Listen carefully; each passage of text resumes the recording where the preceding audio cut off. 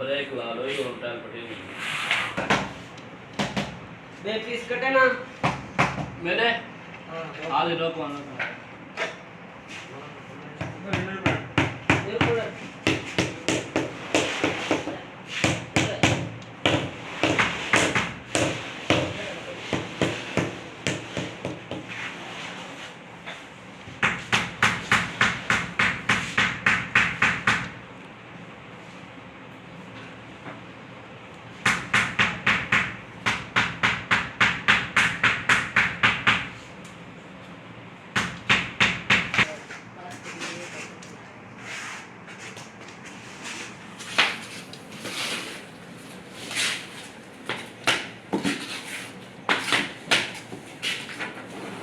लो कौन बस कर